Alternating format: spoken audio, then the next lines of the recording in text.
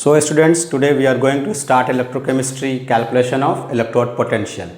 तो इलेक्ट्रोकेमिस्ट्री में electrode potential आज हम लोग स्टार्ट करेंगे। प्रीवियस क्लास में हम लोगों ने इससे पहले के लेक्चर्स को कंप्लीट कर लिया था और आज इलेक्ट्रोड पोटेंशियल को कैसे फाइंड आउट करना है, कैसे इलेक्ट्रोड पोटेंशियल उसमें आता है, उसकी क्या मैकेनिज्म है, इसको हम लोग जानने की कोशिश करेंगे। प्रीवियसली हम लोगों ने सॉल्ट ब्रिज के बारे में जाना था और उससे आगे प्रोसीड करते हैं। हेडिंग लगा लीजिए स्टूडेंट्स, इलेक्ट्रोड पोटेंशियल। इस इलेक्ट्रोड पोटेंशियल को जानने के लिए आपको सबसे पहले दो फंडामेंटल कंसेप्ट को सीखना होगा, जिसकी वजह से इलेक्ट्रोड पोटेंशियल उसमें डेवलप होता है, जो हम लोगों ने प्रीवियस क्लास में सॉल्ट ब्रिज पढ़ा था और चार्ज के सेपरेशन की वजह से जो इलेक्ट्रोड डेवलप हुआ था उसी को आगे प्रोसीड करते हैं। तो उसको जानने के लिए आप हेडिंग लगा लीजिए कि electrode potential. And now come to कि इस इलेक्ट्रोड पोटेंशियल के लिए क्या चीज़ें ज़रूरी है। फर्स्ट ऑफ ऑल दो टर्म्स है, दो कंसेप्ट है जो बहुत इंपॉर्टेंट है। एक का नाम है सॉल्यूशन प्रेशर, एक का नाम है सॉल्यूशन प्रेशर, बट इसे हम लोग sometimes solution tension and most often it is also known as electrolytic solution pressure, और इसे क्या कहते हैं हम लोग, इलेक्ट्रोलाइटिक सॉल्यूशन प्रेशर कहते हैं। अब इस टर्म को हम लोग सीखेंगे, इसका एप्लीकेशन है, इसकी वजह से आपको इलेक्ट्रोड पोटेंशियल समझाने में आसानी होगी। तो जानते हैं कि इलेक्ट्रोड सॉल्यूशन प्रेशर या सिर्फ सॉल्यूशन प्रेशर क्या होता है। देखिए, इसको समझने के लिए एक डायग्राम ड्रॉ करते हैं। किसी भी इलेक्ट्रोड के सॉल्यूशन प्रेशर से क्या मतलब निकलता है, इसको जाना जाए। तो ये एक कंटेनर है, इस कंटेनर में एक इलेक्ट्रोड डिप कर दिया गया है।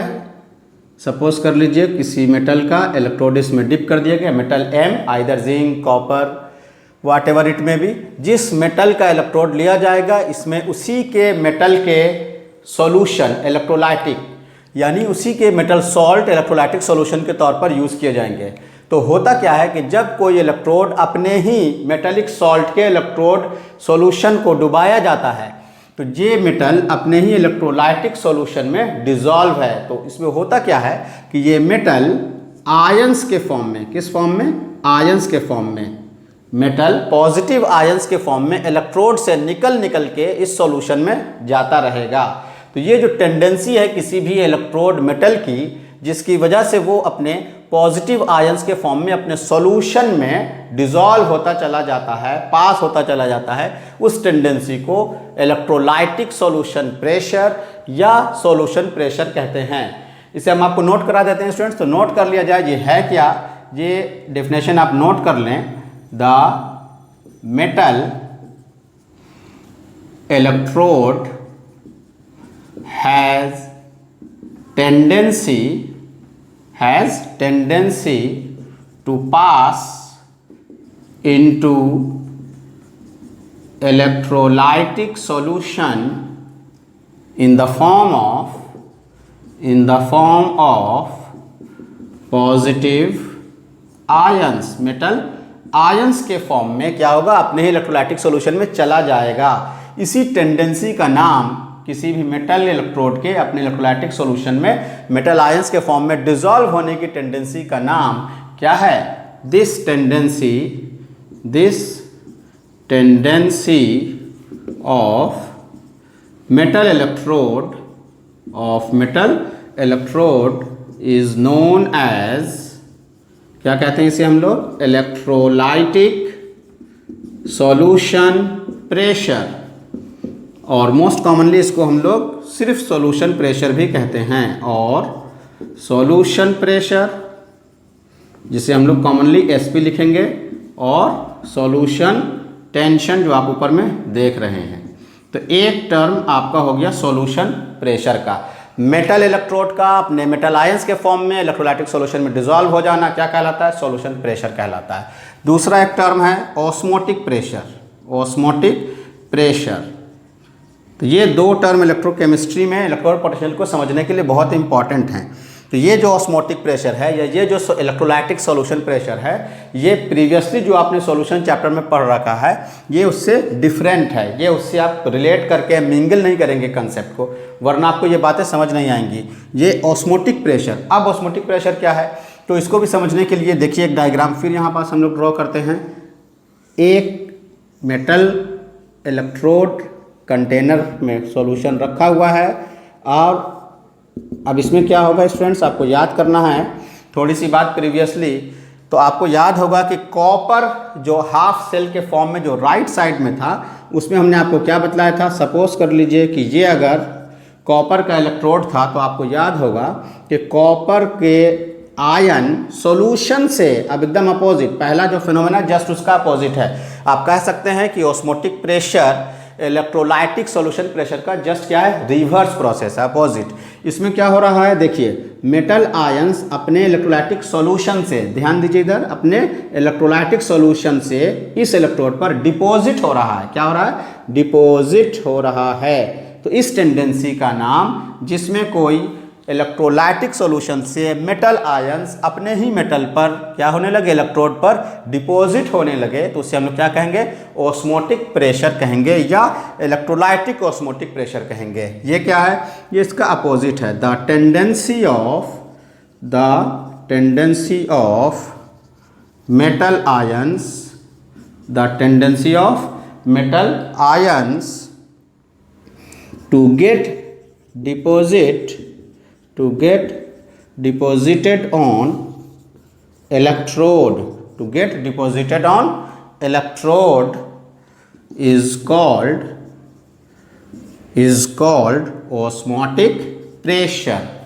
अब जब आप ये दो कंसेप्ट समझ गए, तो इन दोनों कंसेप्ट की मदद से हम लोग इलेक्ट्रोड पोटेंशियल को समझने की कोशिश करते हैं। अब देखिए स्टूडेंट्स, इसमें कैसे ये दोनों हम लोगों को हेल्पफुल है, बहुत ध्यान देने की बात है। इस कंडीशन की पहले बात करते हैं हम लोग। इस कंडीशन में आप देख रहे हैं कि क्या हो रहा है, इस कंडीशन में इलेक्ट्रोड जो है, यानी जो मेटल इलेक्ट्रोड है, उसमें से मेटल आयंस निकल के बाहर आ रहे हैं।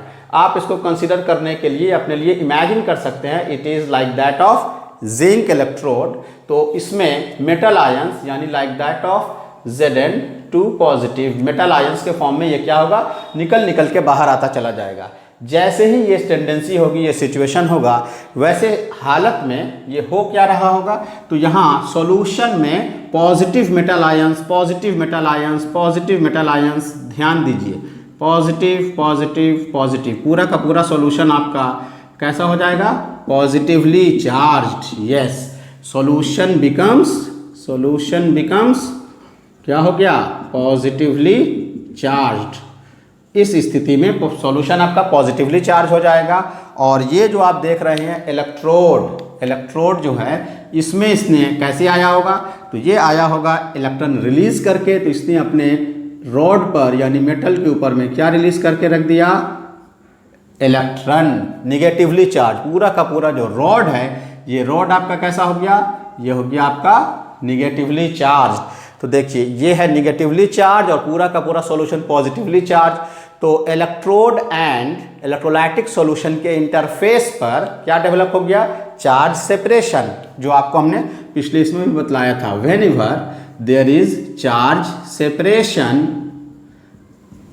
विथ स्मॉल डिस्टेंस, जब भी चार्ज का सेपरेशन होगा स्मॉल डिस्टेंस के साथ, तो उन दोनों के बीच में क्या डेवलप कर जाता है, उन दोनों के बीच में एक पोटेंशियल डेवलप करता है, जिसका डायरेक्शन हायर पोटेंशियल से लोअर पोटेंशियल, हायर पोटेंशियल पर पॉजिटिव को मानते हैं, यानी पॉजिटिव टू नेगेटिव प्लेट होता है। तो यही फिनोमेना, यही सिचुएशन यहाँ डेवलप हो रहा है। तो ऐसी स्थिति में इस क्राइटेरिया में जो फिनोमेना है, उस फिनोमेना को हम लोग समझने की कोशिश करते हैं। तो ये जो क्राइटेरिया आ गया इलेक्ट्रोड पोटेंशियल के लिए, अब इसको समझने के लिए आपके पास दो सिचुएशन है। एक सिचुएशन क्या है, पहला सिचुएशन सपोज कर लेते हैं हम लोग, इफ सॉल्यूशन प्रेशर यानी कि इलेक्ट्रोलाइटिक सॉल्यूशन प्रेशर अगर ज़्यादा हो जाए, किससे, ऑस्मोटिक प्रेशर से या इलेक्ट्रोलाइटिक ऑस्मोटिक प्रेशर से। पहली स्थिति, अगर ये सिचुएशन हो जाए, इस स्थिति में क्या हो रहा है, मेटल आयंस निकल के अपने इलेक्ट्रोलाइटिक सॉल्यूशन में जा रहे हैं। कब ऐसा होगा, जब electrolytic solution pressure osmotic pressure से ज़्यादा हो जाए। याद रखिए, ये बहुत ही इंपॉर्टेंट कंसेप्ट है। तो इस स्थिति में क्या होगा, इस सिचुएशन में मेटल आयंस डिजॉल्व होगा फ्रॉम इलेक्ट्रोड से कहाँ जा रहा है, from electrode to solution, electrolytic solution, from electrode to electrolytic solution. बिल्कुल नोट पॉइंट की तरह से आप इसको लिख ले, बहुत ही इंपॉर्टेंट है। अगर सॉल्यूशन प्रेशर ज़्यादा होगा ऑस्मोटिक प्रेशर से, तो मेटल आयंस निकल के कहाँ जाने लगेंगे, अपने ही इलेक्ट्रोलाइटिक सॉल्यूशन में जाने लगेंगे। तो इस सिचुएशन में हो क्या रहा है, तो देखिए इस सिचुएशन में जो क्राइटेरिया है वो पॉसिबिलिटी जो है, उस पॉसिबिलिटी को समझना है कि और कौन कौन से फिनोमेना यहाँ प्रोसीड हो रहे हैं। तो ऐसी सिचुएशन में हम ये लिख सकते हैं, देखिए तो स्टूडेंट्स, मेटल क्या हो रहे हैं, निकल के जा रहे हैं किस फॉर्म में, मेटल आयंस के फॉर्म में, और क्या करेंगे, इलेक्ट्रॉन लॉस करेंगे। तो जब ये इलेक्ट्रॉन लॉस कर रहा है, ये क्या हो गया आपका, लॉस ऑफ, बोलिए, लॉस ऑफ इलेक्ट्रॉन। तो लॉस ऑफ इलेक्ट्रॉन है, इसका मतलब ये क्या हो गया, देयरफॉर इट इज ऑक्सीडेशन। और आपको क्या पिछले क्लास में बताया गया था, जहां ऑक्सीडेशन होगा वही क्या बनेगा आपका, एनोड, वही क्या बनेगा, एनोड। यानी एनोड पर ये फिनोमेना, ये सिचुएशन चलेगा, यानी कि एनोड पर solution pressure is greater than osmotic pressure due to which oxidation take place. अब ऑक्सीडेशन हो रहा है, इसी वजह से जो पोटेंशियल यहाँ डेवलप करेगा, यानी एनोड की तरफ जो पोटेंशियल डेवलप करेगा due to charge separation between the electrode and its electrolytic solution, उसे हम लोग क्या कहेंगे, ऑक्सीडेशन पोटेंशियल या एनोड ऑक्सीडेशन पोटेंशियल। अब यहाँ जो सिचुएशन डेवलप हो गया वो क्या है, ऑक्सीडेशन है, और ये एनोड का क्राइटेरिया है। और इस सिचुएशन में चूंकि मेटल से निकल के मेटल आयंस जा रहे हैं, तो इस सिचुएशन में क्या हुआ, इस सिचुएशन में वेट ऑफ इलेक्ट्रोड, जो कि इस केस में हम लोगों ने क्या लिया यहाँ पे, सपोज कर लीजिए जिंक, क्या होगा, डिक्रीज करेगा। इस सिचुएशन में ये डिक्रीज करेगा, और चूंकि ये एनोड पर हो रहा है, तो हेयर पोटेंशियल डेवलप जो हुआ, पोटेंशियल डेवलप्ड इज कॉल्ड, उसे क्या कहेंगे आप, बोलिए, उसे कहेंगे ऑक्सीडेशन पोटेंशियल। क्या कहेंगे, ऑक्सीडेशन पोटेंशियल। और इसको हम लोग एक और नाम भी दे सकते हैं, चूंकि ये एनोड पर हो रहा है इसलिए क्या कह सकते हैं, anode oxidation potential. Very important concept है स्टूडेंट्स, बहुत ध्यान से इस बात को समझ लीजिए। ये चूंकि एक पार्ट की तरफ हो रहा है, एनोड की तरफ, इसलिए इसको हम लोग एक और नाम क्या दे सकते हैं, इसको हम लोग कह सकते हैं anode half oxidation potential. Clear है।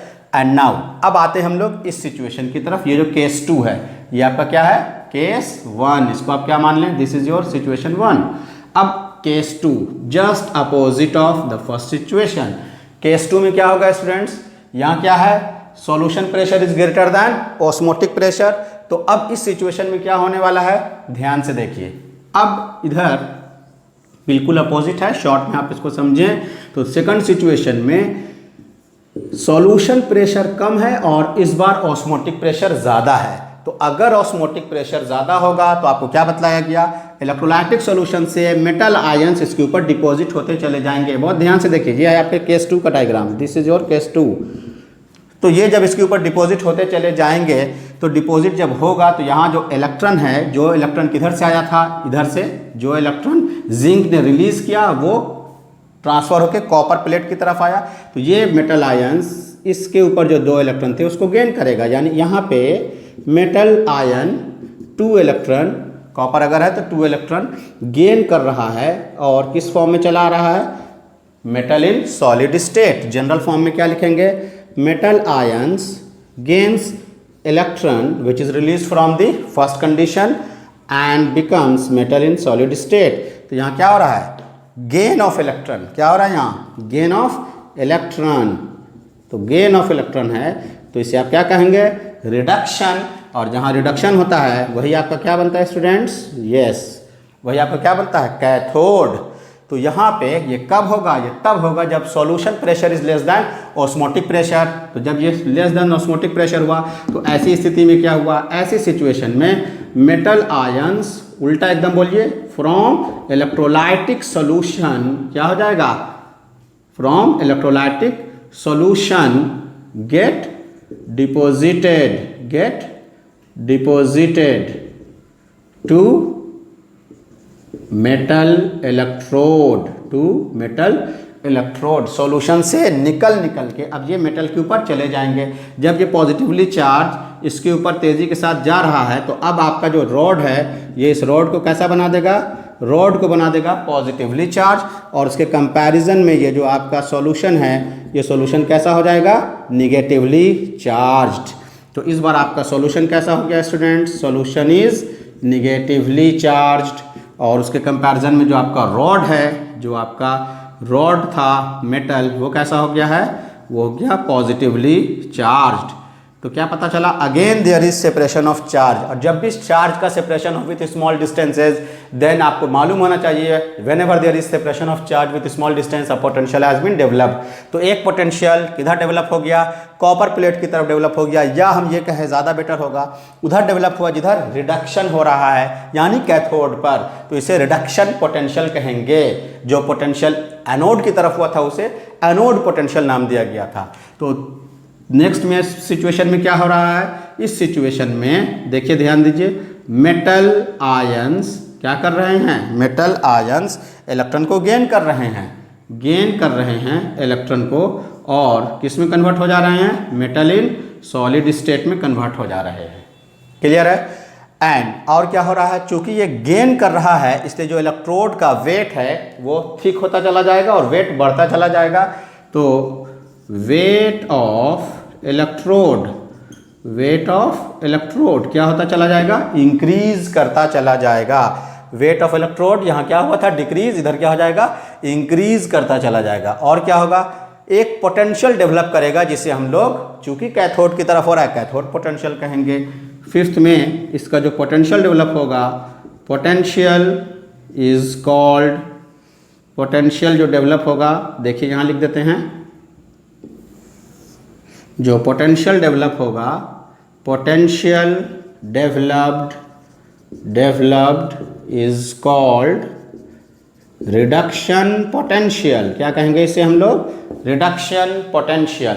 तो ये एक बेसिक कंसेप्ट है, बहुत ध्यान से इसको समझना है आपको। इसका जल्दी से आप स्क्रीनशॉट ले लें। अब इसका कैलकुलेशन कैसे करना है वो हम आपको एक्सप्लेन करते हैं, तो स्क्रीनशॉट ले लीजिए स्टूडेंट्स। चलिए, सो आपने ले लिया। एंड नाउ फिर से एक बात आप पूरे समरी को समझ लें कि इस फिनोमेना में हो क्या रहा है। सबसे पहले हमने आपको क्या बतलाया, electrolytic solution pressure. Electrolytic solution pressure का मतलब क्या होता है, इलेक्ट्रोलाइटिक सॉल्यूशन प्रेशर का मतलब होता है जब कोई इलेक्ट्रोड अपने ही इलेक्ट्रोलाइटिक सॉल्यूशन में डिप किया जाएगा, डाला जाएगा, तो इलेक्ट्रोड पोटेंशियल यानी मेटल जो है उसकी टेंडेंसी होती है कि वो अपने मेटल आयंस को अपने इलेक्ट्रोलाइटिक सॉल्यूशन में पास कर दे। इलेक्ट्रोलाइटिक सॉल्यूशन में मेटल आयंस के फॉर्म में वो जाने लगे। जैसे वो जाएगा, इसी टेंडेंसी का नाम इलेक्ट्रोलाइटिक सॉल्यूशन प्रेशर या सॉल्यूशन प्रेशर या सॉल्यूशन टेंशन है। दूसरा क्राइटेरिया क्या बतलाया गया, जस्ट इसका अपोजिट।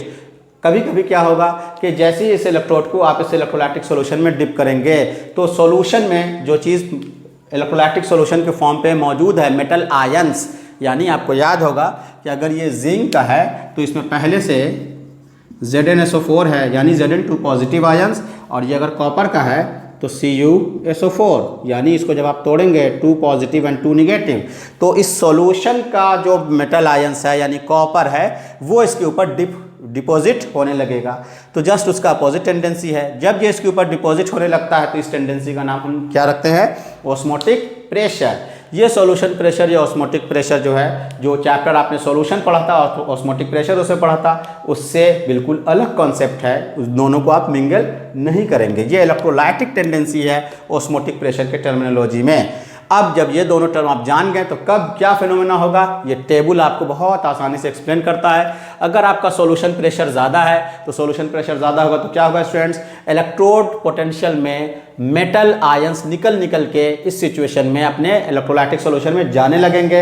इलेक्ट्रोड पोटेंशियल के इसमें जो मेटल है जब इसमें जाएगा तो ये किस फॉर्म में जा रहा है, मेटल आयंस के फॉर्म में जा रहा है। मेटल आयंस के फॉर्म में जाने का मतलब क्या हुआ, ये तभी मेटल आयंस बनेगा जब इलेक्ट्रॉन को क्या करेगा, रिलीज। जब ये इलेक्ट्रॉन को रिलीज करेगा तो इसने अपने मेटल पर इलेक्ट्रॉन को रिलीज कर दिया, जिसकी वजह से रॉड कैसा हो गया, देखिए नेगेटिवली चार्ज हो गया आपका रॉड, और सॉल्यूशन कैसा हो गया, पॉजिटिवली चार्ज्ड।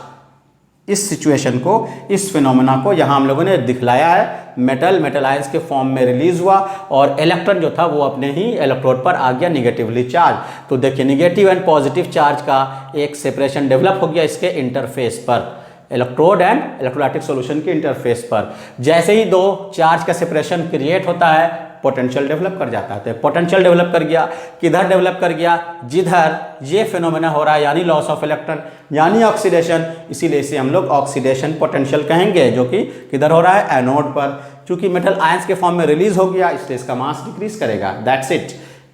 अब इसी का अपोजिट फिनोमेना इधर है। अगर सॉल्यूशन प्रेशर क्या हो जाए, कम हो जाए, तो वैसी स्थिति में मेटल आयंस जो इसमें डिसॉल्व थे, इलेक्ट्रोलाइटिक सॉल्यूशन में मौजूद थे, वो इसके ऊपर आ जाएंगे और जो दो इलेक्ट्रॉन इसने रिलीज किया या इलेक्ट्रॉन रिलीज किया, वो ये क्या करेगा, गेन करेगा, और गेन कर करके ये कॉपर के फॉर्म में डिपॉजिट होता चला जाएगा।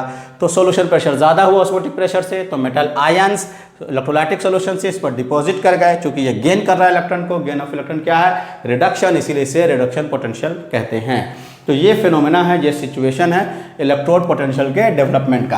अब हम लोग देखेंगे कि कैसे इसको हम लोग कैलकुलेट करते हैं। तो हेडिंग लगा लीजिए, कैलकुलेशन ऑफ इलेक्ट्रोड पोटेंशियल।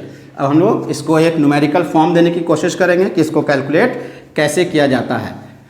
तो ये जो फिनोमेना है, ये जो सिचुएशन यहाँ पास डेवलप हुआ है, इसके बारे में अब आपको एक चीज़ और जानना है। सॉल्यूशन प्रेशर और ऑस्मोटिक प्रेशर जो आपको बताया गया, एक नोट पॉइंट आप लिख लें सॉल्यूशन प्रेशर के कंटेक्स्ट में। नोट में आप एक बात लिख लें कि जो सॉल्यूशन प्रेशर होता है, सॉल्यूशन प्रेशर इज कांस्टेंट, ये क्या होता है, constant for a given electrode electrolytic solution at A given temperature. ये बहुत इंपॉर्टेंट बात है स्टूडेंट्स, याद रखेंगे आप इसको। किसी भी दिए गए इलेक्ट्रोड और इलेक्ट्रोलाइटिक सॉल्यूशन के लिए एक पार्टिकुलर टेम्परेचर पर इस सॉल्यूशन प्रेशर का वैल्यू क्या होता है, कांस्टेंट होता है, या ऑस्मोटिक प्रेशर का वैल्यू कांस्टेंट होता है। तो ये आप नोट कर लें। ये भी आपको जानना चाहिए कि अगर आप इलेक्ट्रोड चेंज कर दें और इसका कंसंट्रेशन या इसके इलेक्ट्रोलाइटिक सॉल्यूशन को चेंज कर दें, तो वो वैल्यू चेंज कर जाएगा। गिवन इलेक्ट्रोड इलेक्ट्रोलाइटिक सॉल्यूशन के लिए गिवन टेम्परेचर पर सॉल्यूशन प्रेशर का वैल्यू कांस्टेंट होता है।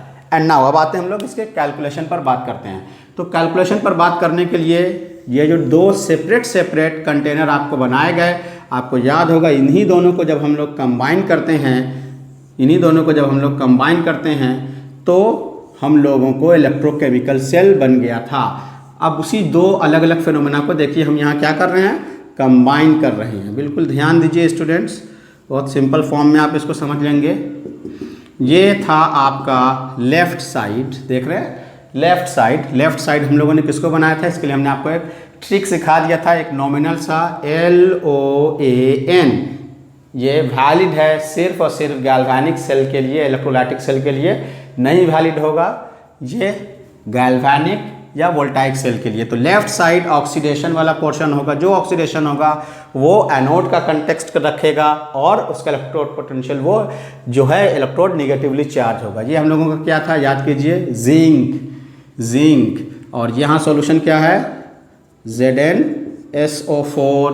ये जो रॉड है आपका, ये क्या है, दिस इज कॉपर। सॉल्यूशन किस चीज़ का इसमें हम लोगों ने भरा था, याद कीजिए, जो सॉल्यूशन आपने इसमें डिप कर दिया, ये है आपका CuSO4। तो इस सिचुएशन में क्या हुआ, इस सिचुएशन में जिंक के आयंस निकल के इलेक्ट्रोलाइटिक सॉल्यूशन में चले आए और आपका रॉड कैसा हो गया, निगेटिवली चार्ज्ड। रॉड कैसा हो गया, निगेटिवली चार्ज्ड। इस सिचुएशन में क्या हुआ, इस सिचुएशन में Cu प्लस आयन इसके ऊपर डिपॉजिट होने लगा, Cu+2 आयन इस पर डिपॉजिट होने लगा। रॉड कैसा हो गया, पॉजिटिवली चार्ज्ड। कैसा हो गया ये, पॉजिटिवली चार्ज्ड। इस स्थिति में सॉल्यूशन निगेटिवली चार्ज है, निगेटिव सॉल्यूशन है, और इस सिचुएशन में सॉल्यूशन में चूंकि पॉजिटिव आयंस आ रहे हैं, solution becomes positively charge. Solution कैसा है, पॉजिटिव। अब एक और बात यहाँ पास जो जानना है, आपने गौर किया होगा कि हमने यहाँ पे साइन ऑफ इक्विलिब्रियम यूज़ किया है। यहाँ पे हमने कैसा यूज़ किया, साइन ऑफ इक्विलिब्रियम। क्यों, आखिर कब तक ये मेटल आयंस यहाँ से यहाँ जाते रहेंगे या कॉपर के आयन इस पर डिपॉजिट करते रहेंगे, कब तक, जब तक दोनों के बीच एक इक्विलिब्रियम इस्टेब्लिश ना हो जाए। और ये इक्विलिब्रियम कब इस्टेब्लिश होगा स्टूडेंट्स, देखिए इक्विलिब्रियम इस्टेब्लिश का मतलब ये हुआ कि अब जितने नंबर से मेटल आयंस इसमें जाएंगे उसी नंबर से इसमें जो Zn2 पॉजिटिव है वो इसमें चले जाएंगे। Number of metal ions dissolve into the electrolytic solution become equal to number of Zn2 positive to return on the electrode. तो ये कैसे होगा, ये ऐसे होगा कि जब निगेटिव इलेक्ट्रॉन रिलीज कर करके जिंक अपने इलेक्ट्रॉन को रिलीज कर करके इसमें जाने की टेंडेंसी शो करेगा तो पूरा सॉल्यूशन कैसा चार्ज हो गया, पॉजिटिवली चार्ज। अब अगर एक ऐसा सिचुएशन आएगा कि Zn2 पॉजिटिव इसमें जाना चाह रहा है और सॉल्यूशन कैसा हो चुका है, पॉजिटिवली चार्ज। ऐसे समझिए Zn2 पॉजिटिव निकल के इसमें जाना चाह रहा है और पूरा का पूरा होल ये इससे इसमें जाना चाह रहा है, पूरा का पूरा सॉल्यूशन भी कैसा है, पॉजिटिवली चार्ज। तो पॉजिटिव के बीच में क्या डेवलप हो जाता है, रिपल्शन फोर्स डेवलप हो जाता है। ये भी हमने आपको सॉल्व ब्रिज के कंसेप्ट में बतलाया था। तो अब ये सॉल्यूशन इसके Zn2 पॉजिटिव आयंस को अपोज करता है, आने नहीं देता है। उसी तरह से इधर के सिचुएशन में भी एक इक्विलिब्रियम डेवलप हो जाएगा। जैसे जैसे ये इस इलेक्ट्रॉन को गेन करता चला जाएगा, इलेक्ट्रॉन को गेन करने के कंटेक्स्ट में अब ये सॉल्यूशन आपका कैसा हो गया, निगेटिवली चार्ज हो जाएगा। सॉल्यूशन हो गया निगेटिवली चार्ज। और आपको याद होगा कि इधर से इधर हम लोगों ने इसको कनेक्ट किया था, इधर से इधर देखिए जिंक में से इलेक्ट्रॉन निकल रहा है और इधर आ रहा है। इसको इलेक्ट्रॉन को क्या करना है, एक्सेप्ट करना है। तो जैसे जैसे ये जो कॉपर है इसके ऊपर गया था, पॉजिटिव चार्ज हो गया था और इलेक्ट्रॉन को जल्दी जल्दी इसने गेन करना शुरू कर दिया। इलेक्ट्रॉन को जब इसने गेन करना शुरू कर दिया और ये सॉल्यूशन पूरा का पूरा क्या हो चुका है, निगेटिवली चार्ज। अब क्या होगा कि ये सॉल्यूशन भी निगेटिवली चार्ज और जो चीज़ आ रही है इधर ताकि ये इसको गेन कर ले, रॉड गेन कर ले, ये भी कैसा है, निगेटिवली चार्ज। तो सॉल्यूशन अब इस टेंडेंसी में नहीं है कि इसको निगेटिवली चार्ज स्पीशीज को अट्रैक्ट करे, जिस वजह से दोनों के बीच में रिपल्शन डेवलप हुआ। तो जब ये फिनोमेना डेवलप हो जाए, यानी ये अब इलेक्ट्रॉन को जाने नहीं देगा और ये इलेक्ट्रॉन को अट्रैक्ट नहीं करेगा, उस सिचुएशन में इक्विलिब्रियम डेवलप हो जाएगा। अब जब इक्विलिब्रियम डेवलप हो गया तो अब दोनों तरफ अपना अपना पोटेंशियल डेवलप हुआ था। इसके नाम हम लोगों ने क्या दिया, उधर जो कंसेप्ट है इसका नाम है ऑक्सीडेशन पोटेंशियल, और इधर जो पोटेंशियल डेवलप हुआ इसको हम लोगों ने क्या नाम दिया, रिडक्शन पोटेंशियल। तो अब जब इन दोनों को कंबाइन किया जाएगा तो उसके लिए अब हम लोग टोटल पोटेंशियल कैसे निकालेंगे, तो उसको नाम देंगे सेल पोटेंशियल, ई सेल। ये क्या है आपका, सेल पोटेंशियल। तो सेल पोटेंशियल क्या होगा स्टूडेंट्स, देखिए तो सेल पोटेंशियल को हम लोग कैसे लिख सकते हैं, तो सेल पोटेंशियल हो जाएगा आपका oxidation potential, electrode oxidation potential plus electrode reduction potential. तो ये आपका एक फार्मूला बन गया, ऑक्सीडेशन पोटेंशियल ऑफ इलेक्ट्रोड और रिडक्शन पोटेंशियल ऑफ इलेक्ट्रोड। जो दोनों तरफ निकला इन दोनों को क्या कीजिएगा, सम कीजिएगा तो सेल का पोटेंशियल निकल जाएगा। इसको एक और फॉर्म में हम लोग लिख सकते हैं, किसी भी इलेक्ट्रोड का इलेक्ट्रोड पोटेंशियल ऑक्सीडेशन और रिडक्शन के टर्म में एक दूसरे के क्या होते हैं, अपोजिट होते हैं। तो इसको भी आप नोट के फॉर्म में लिख सकते हैं कि reduction potential is reverse of, note में इसको भी आप लिख लें, reduction potential is reverse of oxidation potential. एक ही मेटल का रिडक्शन पोटेंशियल अपने ही ऑक्सीडेशन पोटेंशियल का क्या होता है, रिवर्स। मतलब क्या हुआ, जैसे सपोज कर लीजिए कि जिंक है, जिंक का ऑक्सीडेशन पोटेंशियल मान लीजिए कि वैल्यू दिया गया है -76.76 वोल्ट, सपोज कर लीजिए थोड़ी देर के लिए ऑक्सीडेशन पोटेंशियल, और हम आपसे पूछ दें जिंक ही का रिडक्शन पोटेंशियल, तो करना क्या है, +0.76। एकदम सिंपल फॉर्म है, एक ही इलेक्ट्रोड का ऑक्सीडेशन पोटेंशियल क्या होता है, रिवर्स होता है अपने रिडक्शन पोटेंशियल के। यानी अगर हम इसका रिडक्शन पोटेंशियल पूछ दें किसका, इसी जिंक का, तो आप क्या लिख देंगे, +0.76 वोल्ट। वही बात है, reduction potential is reverse of oxidation potential, opposite होते हैं। तो चूंकि ये अपोजिट होते हैं तो उस फिनोमेना के हिसाब से इसको कैसे नोट करेंगे स्टूडेंट्स, यहाँ पास लिख लिया जाए, सिंस देखिए क्या लिखेंगे, ये हो जाएगा electrode potential oxidation electrode potential, और चूंकि ऑक्सीडेशन है इसलिए कहाँ हो रहा होगा, एनोड पर, इज निगेटिव ऑफ, क्या लिखेंगे, इलेक्ट्रोड पोटेंशियल कैथोड, ये कहाँ होते हैं, कैथोड। तो उस हिसाब से जब आप इसको यहाँ पुटअप करेंगे तो आपका फार्मूला क्या बन जाएगा, therefore E cell is equal to, क्या फार्मूला बनेगा, नोट कर लीजिए, E cell is equal to E reduction potential of cathode minus E reduction potential of anode. NCERT में आप देखेंगे तो एक फार्मूला राइट और लेफ्ट के टर्म में भी लिखा हुआ है। क्यों लिखा हुआ है, क्योंकि ऑक्सीडेशन लेफ्ट साइड है तो इसी फार्मूले को ऐसे भी लिखता है, इसी फार्मूले को ऐसे भी लिखता है, E cell is equal to E right minus E left.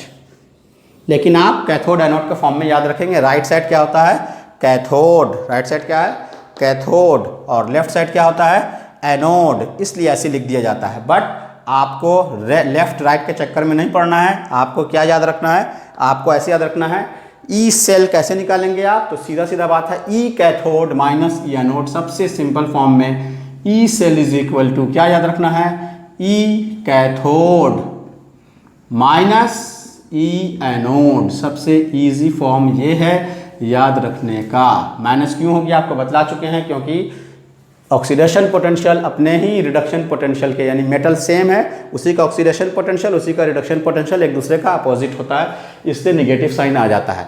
तो ये है आपके इलेक्ट्रोड पोटेंशियल का कंसेप्ट। अब एक क्वेश्चन ये है कि ये जो हम लोग कैलकुलेट करेंगे तो इस कैलकुलेशन के लिए जो वैल्यू दी गई है वो वैल्यू को कैसे फाइंड किया गया आपके बुक में, तो ये जो क्राइटेरिया है इसके लिए किसी को स्टैंडर्ड माना गया। तो किसको स्टैंडर्ड माना गया है स्टूडेंट्स, हाइड्रोजन को स्टैंडर्ड माना गया है। और कैसे उसका कैलकुलेशन किया गया उसके लिए हम लोग एक कॉन्सेप्ट पढ़ेंगे जो कि नेक्स्ट वीडियो में, नेक्स्ट लेक्चर में आपको बतलाएंगे। उसका सिर्फ आप नाम जान लीजिए, वो है SHE, शी। ये बहुत इंपॉर्टेंट कॉन्सेप्ट है, स्टैंडर्ड हाइड्रोजन इलेक्ट्रोड पोटेंशियल। कैसे इसकी मदद से सारे के सारे वैल्यू को फाइंड किया गया, इसको हम लोग नेक्स्ट वीडियो में देखेंगे students. So do not forget to subscribe and share. Till then, good bye.